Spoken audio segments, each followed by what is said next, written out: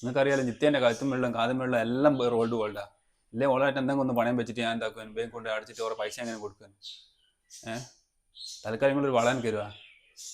വളയാ? അല്ലാണ്ട് വേറെ രക്ഷയില്ലാത്തോണ്ടാ. വള ഇപ്പം എന്താ ഞാൻ ഇടുന്ന വളയല്ലേ. ഇതിപ്പോ ഇങ്ങനത്തെ ഒരു അവസ്ഥയാണ്ട് ഞങ്ങളോട് ചോദിക്കുന്നത്. ഇല്ലേ ഞാൻ ചോദിക്കൂലേനു. എന്തെന്നാ? എന്നാ പിന്നെ ശരി, ഇനി വളങ്ങ് എടുത്ത ഇന്റെ കടം തീരട്ടെ. എന്താന്ന് വെച്ചാൽ വെറുതെ ഓലെ കൊണ്ട് പറയിപ്പിക്കുകയും വേണ്ട. അഥവാ ഓലിങ് വീട്ടിലെല്ലാം വന്നിട്ടുണ്ടെങ്കിൽ ആൾക്കാരെല്ലാം നാട്ടുകാരെല്ലാം അറിഞ്ഞിട്ടുണ്ടെങ്കിൽ അതും ഒരു നമുക്കൊരു കുറവായിരിക്കും. ഇടവലക്കാരെല്ലാം അറിഞ്ഞാൽ എന്തിനാ ഉച്ചത്തിലെല്ലാം പറയെല്ലാം ചെയ്യുന്ന കേട്ടാല് എന്നാ ഇതാ അത് 2 പവനുണ്ട്. അത് കൊണ്ടുപോയി പണയം വെച്ചിട്ട് എന്തെന്നാന്ന് വെച്ചാൽ തീർത്ത കടയെല്ലാം കഴിച്ചോ. ശരി. കർക്കിടക മാസം കഴിയാനായി. ഇവിടെ പൊടി അടിച്ചു വെച്ചത് അങ്ങനെ തന്നെ ഇരിപ്പുണ്ട്. അങ്ങനെയാ ഈ ചെക്കന് ഫാസ്റ്റ് ഫുഡ് അല്ലാണ്ട് വേറെ എന്തെങ്കിലും ഇറങ്ങുക. ഇതിപ്പോ തീരണേ ഞാൻ തന്നെ തിന്ന് തീർക്കേണ്ട വരും. അല്ലാണ്ട് അവൻ തിന്നോന്ന് എനിക്ക് തോന്നില്ല. വെറുതെ ഉണ്ടാക്കി സമയം കളയുന്നത് എനിക്ക് ഭ്രാന്തായി. എല്ലാളെ കുട്ടു വരത്തിക്കില്ല. ഇല്ല, ഒരിടത്തെ പണി കഴിഞ്ഞിട്ട് വേറൊരു സൈറ്റിലും കൂടി പോയേക്കോ പണിക്ക് വേണ്ടിട്ട്. എല്ലാം എന്റെ വളമായിക്കൊണ്ട് ഒരു 2 ആഴ്ച കഴിഞ്ഞല്ലോ. അതിന് അമ്മയുടെ 1 മാസം എന്നല്ലേ പറഞ്ഞേ? 1 മാസം എന്ന് പറഞ്ഞെന്താ, ഓനൊന്നും വേഗമായി തരുമൊന്നുമില്ല. ഓന്റെ കൈ കിട്ടിയാ പിന്നെ ഓനെ എനിക്ക് തിരിച്ചുമായി തരുമൊന്നുമില്ല. ഇല്ല, 1 മാസം എന്ന് പറഞ്ഞിട്ടല്ലേ വാങ്ങിച്ചോണ്ട് പോയേ.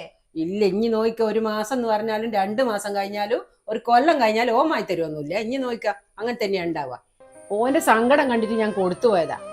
ഇങ്ങനെയൊന്നും ഞാൻ കൊടുക്കുമൊന്നുമില്ലേനു. ഞാൻ എത്ര കഷ്ടപ്പെട്ടിട്ട് വാങ്ങിയതാന്നറിയാവാ. ഇനിയിപ്പൊ ഞാനിതാ ഇങ്ങനെ കൈത്തണ്ട ഇങ്ങനെ ഇട്ടിട്ട് ആക്കിയിട്ട് പോണ്ടേ? വല്ലാത്ത കഷ്ടം തന്നെ.